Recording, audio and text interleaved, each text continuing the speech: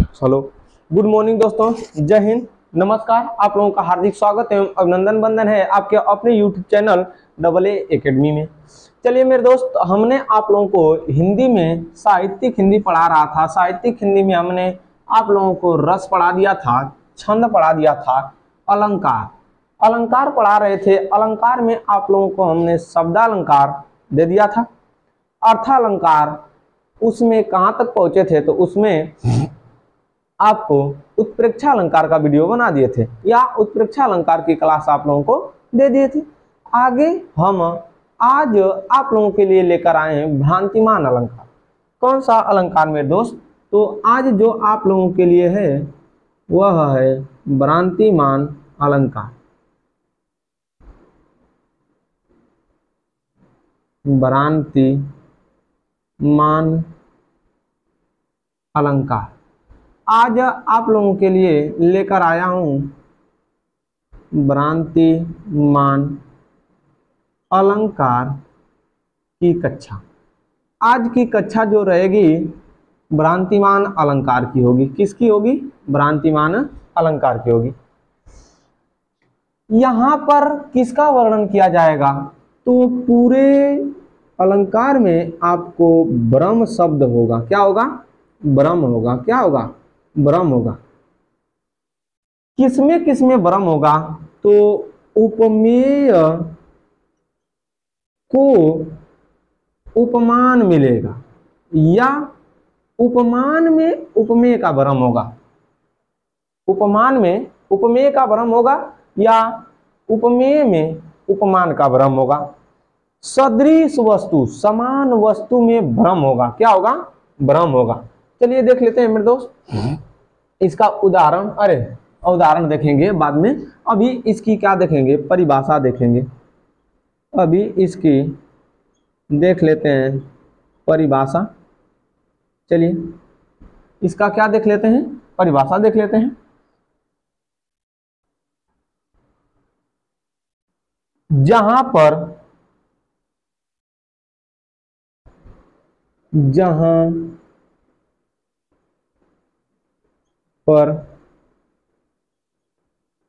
अत्यंत समान दिखाई देने के कारण, समान दिखाई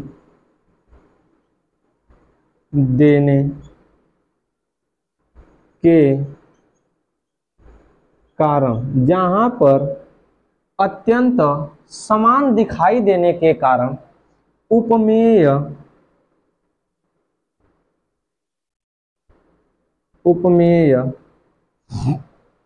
को उपमान समझ लिया जाता है। उपमेय को उपमान समझ लिया जाता है। समझ लिया जाता है। उपमेय को उपमान समझ लिया जाता है।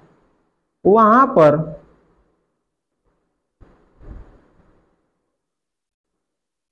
भ्रांतिमान अलंकार होता है। वहां पर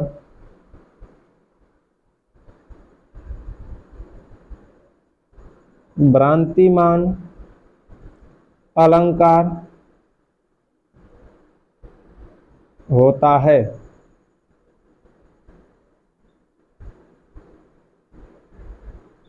वहां पर कौन सा अलंकार होता है? भ्रांतिमान अलंकार। देखिए, या तो हम कहें कि किसी वस्तु में समानता के कारण भ्रम हो।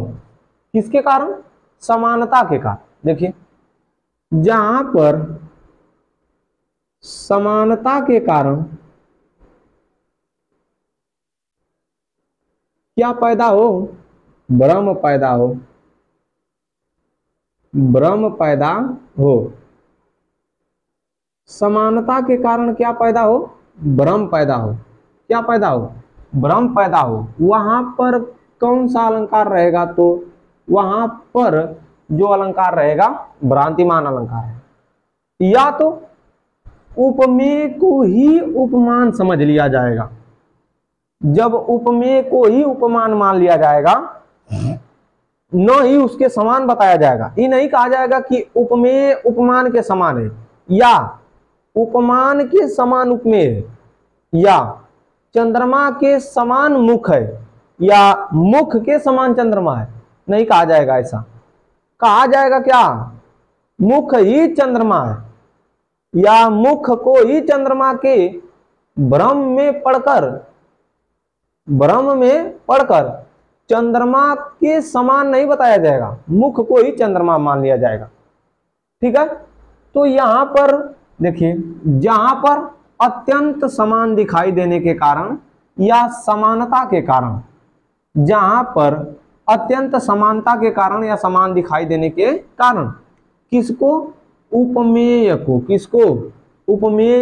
को उपमान समझ लिया जाता है, वहां पर भ्रांतिमान अलंकार होता है। कौन सा अलंकार होता है, भ्रांतिमान अलंकार होता है। इसमें देखिए कुछ वाचक शब्द मिलेंगे, इसमें समझने के लिए हम बता देते हैं कि वाचक शब्द कौन कौन से मिलेंगे। वाचक शब्द मिलेगा समझ कर,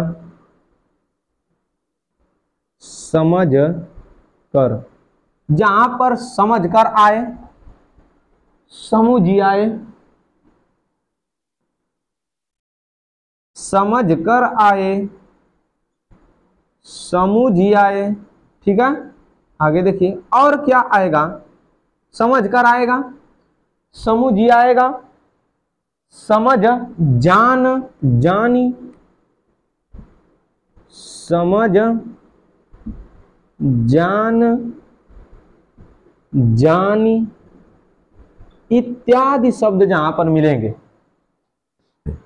हाई वाचक शब्द है मेरे दोस्त। यह सब क्या है, वाचक शब्द।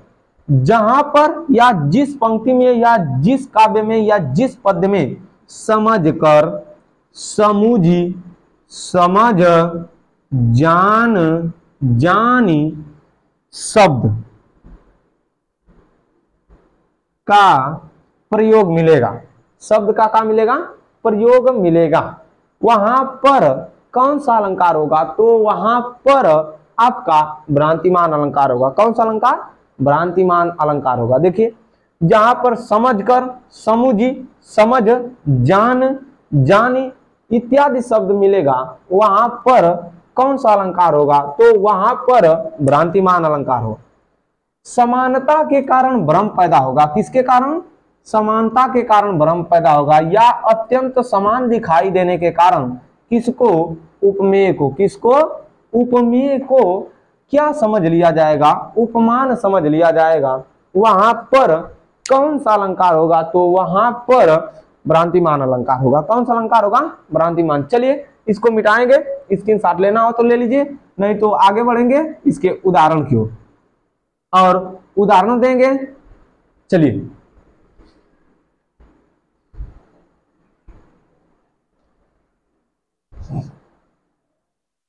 चलिए देख लीजिए मेरे दोस्त, अब जो मिलेगा आप लोगों को उदाहरण देने का काम करता हूं।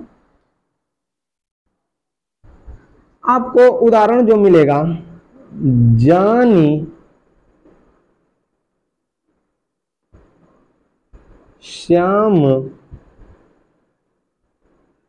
को श्यामगन, जानी श्याम को श्यामगन नाच उठे बनमोर, नाच उठे वन मोर। यहां पर उपमेय को ही उपमान समझ लिया जाएगा, उपमेय को ही उपमान समझ लिया जाएगा। देखिए जानी श्याम, एक श्याम का अर्थ यहां पर यदि निकालते हैं दूसरे अलंकारों की अपेक्षा, तो एक श्याम का अर्थ निकलता कृष्ण तथा एक श्याम का अर्थ निकलता क्या, बादल। लेकिन यहां पर कृष्ण को ही बादल मान लिया गया है, कृष्ण को ही क्या मान लिया गया है मेरे भैया, बादल। इसका मतलब समझिए, जान श्याम को, मतलब श्याम मतलब कृष्ण को श्याम घन नाच उठे। श्याम यानी कृष्ण को, जानी मतलब जानकर, कृष्ण को क्या जानकर, बादल जानकर। घन श्याम यहां पर देखा, या श्याम घन, घन के समान श्याम यानी बादल। तो कृष्ण को ही आते देख, कृष्ण जी जंगल में प्रवेश कर रहे हैं और उस समय मोर जो है, मोर क्या कर रहे हैं, उनको देख रहे हैं। और उस समय का वर्णन किया गया है जब कृष्ण जी जंगल में प्रवेश कर रहे हैं, और उसी समय यह लिखी गई पंक्ति है कि जान श्याम को श्याम घन नाच उठे बनमोर, अर्थात जान श्याम को श्याम घन नाच उठे बनमोर। इसका अर्थ होगा क्या कि भगवान श्री कृष्ण को ही बादल समझकर, भगवान श्री कृष्ण को ही बादल समझकर जो वन में मोर है, कहां पर, वन में, ये सब क्या करने लगते हैं, नाचने लगते हैं। क्या करने लगते हैं, नाचने लगते हैं। यहां पर देखिए एक श्याम है उपमेय, एक श्याम का है उपमेय, और दूसरा श्याम क्या होता, यदि होता तो उपमान होता। क्या होता, उपमान होता। परंतु सोचिए इस श्याम की तुलना या इसकी समानता इससे की गई है का, नहीं की गई है। इस वाले श्याम को या इस उपमेय को ही का मान लिया गया है, उपमान मान लिया गया है। उपमेय को ही का मान लिया गया है, उपमान मान लिया गया है। चलिए अगला उदाहरण देखते हैं मेरे दोस्त, जल्दी से इसको मिटाएंगे और अगला उदाहरण देखेंगे।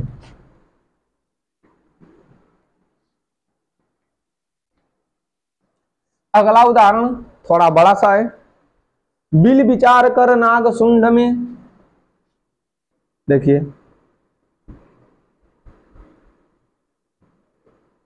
बिल विचार कर नाग सुंड में,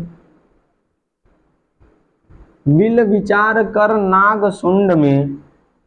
इसके अगली जो पंक्ति है, घुसने लगा विषैला सांप, घुसने लगा विषैला सांप।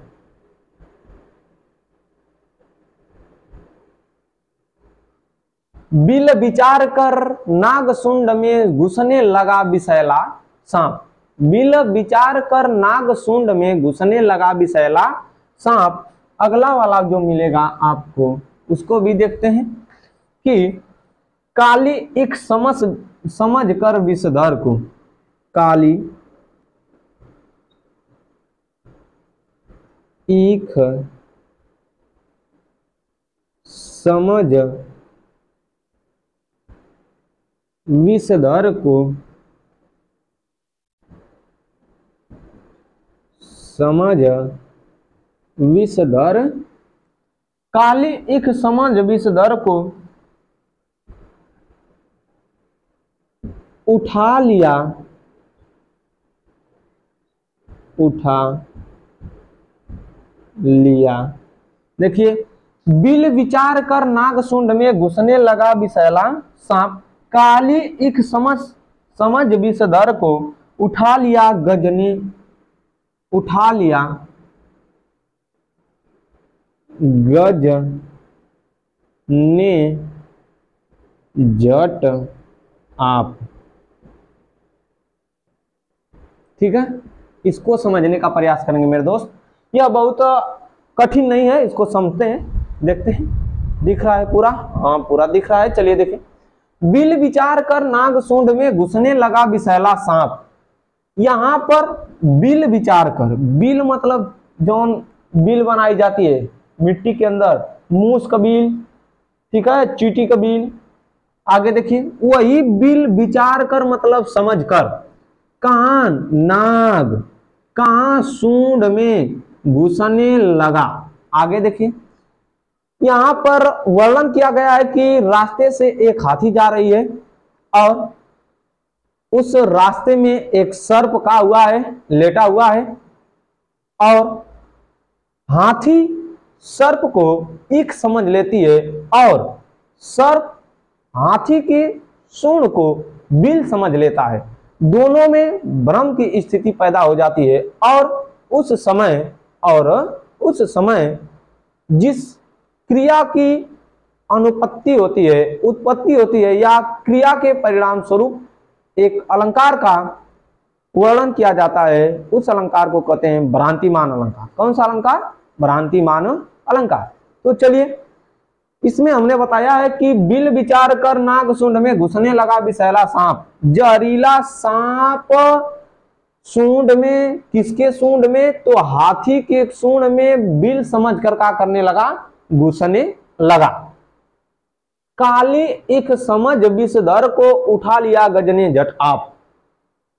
हाथी भी कहां कम है, काली ईख उसको सांप ईख समझ में आ गया। सांप ईख समझ में क्या हुआ? आ गया। और समझ विषधर को यानी सांप को किसने? गज मतलब हाथी ने, झट मतलब जल्दी से, उठा लिया। क्या कर लिया? उठाकर आप, अपने आप ही हाथी ने उसे काली ईख के भ्रम को समझकर या काली ईख समझकर भ्रमवश उसे क्या कर लिया? झट से उठा लिया।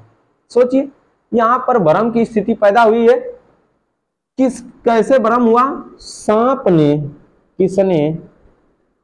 सांप ने किसको? सूंड को। सांप ने सूंड को क्या समझ लिया? बिल समझ लिया। क्या समझ लिया? बिल। और हाथी ने, किसने? हाथी ने क्या समझ लिया? तो हाथी ने क्या समझ लिया मेरे दोस्त? हाथी ने सांप को क्या समझ लिया? ईख समझ लिया। सांप को क्या समझ लिया? ईख। देखिए यहां पर, देखिए यहां पर जो सूंड है उपमेय है। सूंड का है? उपमेय है। बिल क्या है? उपमान है। बिल क्या है? उपमान है। तो समझिए, यहां पर सूंड की तुलना बिल से नहीं की गई है। सूंड को ही बिल भ्रमवश माना गया है या समझा गया है, तथा सांप की तुलना ईख से या ईख की तुलना सांप से नहीं की गई है। यहां पर सांप को ही भ्रमवश ईख समझ लिया गया है। सांप को ही भ्रमवश का समझ लिया गया है, ईख समझ लिया गया है। क्या कर लिया गया है? समझ लिया गया है। तो मतलब समझिए, यहां पर हाथी ने सांप को ईख समझा और सांप ने हाथी के सूंड को क्या समझा? बिल समझा। किसके कारण? भ्रम के कारण। किसके कारण? भ्रम के कारण। इस कारण यहां पर कौन सा अलंकार होगा मेरे दोस्त? भ्रांतिमान अलंकार। कौन सा अलंकार होगा भैया? भ्रांतिमान अलंकार होगा। तो आशा करता हूं कि यह भी आपको समझ में आया होगा। अब अगला उदाहरण आपको देने का प्रयास करूंगा। जल्दी से इसको मिटाएंगे और इसको देखेंगे और देखने के बाद क्लास को बंद करेंगे। मिलेंगे अगले दिन। लेकिन एक और उदाहरण देख लीजिए। जाते जाते जाते जाते किंसुक कुसुम समझकर झपटा।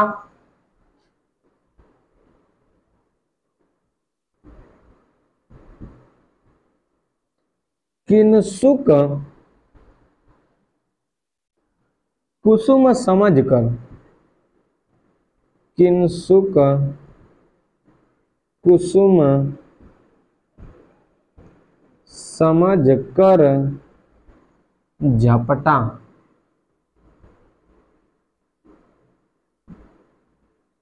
किंसुक कुसुम समझकर झपटा। झपटा भौरा सुख की लाल चोंच पर। भौरा, भौरा सुख की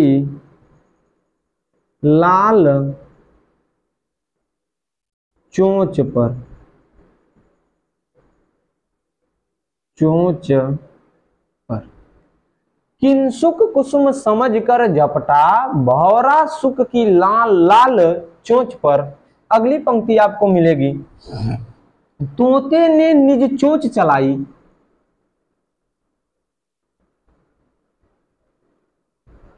तोते ने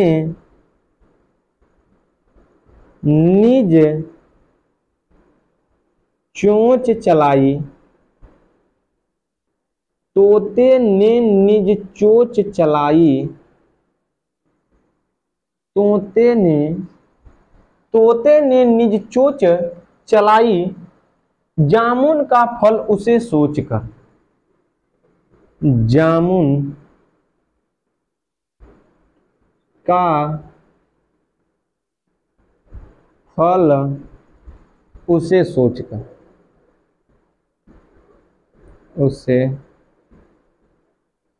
सोच कर। चलिए दोस्त, इसको समझने का प्रयास करते हैं, इस वाले उदाहरण को। यहां पर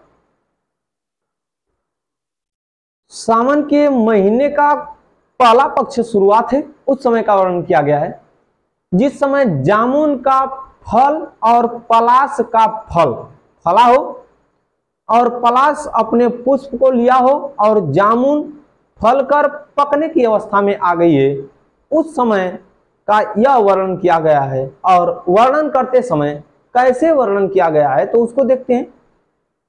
किंसुक कुसुम समझ कर झपटा। किंसुक कुसुम मतलब पलाश के पुष्प को समझकर झपटा। कौन झपटा? भंवरा। सुक मतलब तोते की, लाल मतलब लाल, चोंच मतलब चोंच पर। मतलब भंवरा पलाश के पुष्प को समझकर भंवरे की लाल चोंच पर का किया? झपटा। यानी भंवरे की लाल चोंच को ब्रह्मवश कौन? भंवरे ने क्या किया? उस पर झपट लगाई। जब वह लगाया तो तोता ने क्या किया? तोते ने निज चोंच चलाई। तोते ने निज मतलब अपनी चोंच मतलब चोंच को चलाई मतलब चला दिया। कैसे? जामुन का फल उसे सोचकर। तोता समझ लिया कि यह जो भौरा है काला, उसको क्या मालूम है कि भौरा है। हमको और आपको न मालूम है कि भौरा है, उसको मालूम है भैया क्या कि यह क्या है? जामुन का फल है। क्या है? जामुन का फल। तो देखिए यहां पर उपमेय में उपमान का भ्रम है।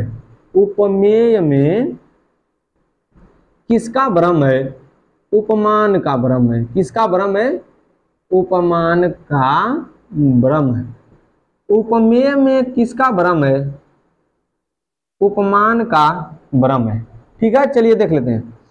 यहां पर उपमेय में किसका भ्रम है मेरे दोस्त? उपमान का। समझिए कैसे भाव इसमें है। किंसुक कुसुम समझकर भौरा ने या भौरे ने किसको? कुसुम को। किसके कुसुम को? तो पलाश के पुष्प को। आगे समझिए, सुक की लाल चोंच को। देखिए भौरे ने तोते की लाल चोंच को, तोते की लाल चोंच को, लाल चोंच को क्या समझ लिया है?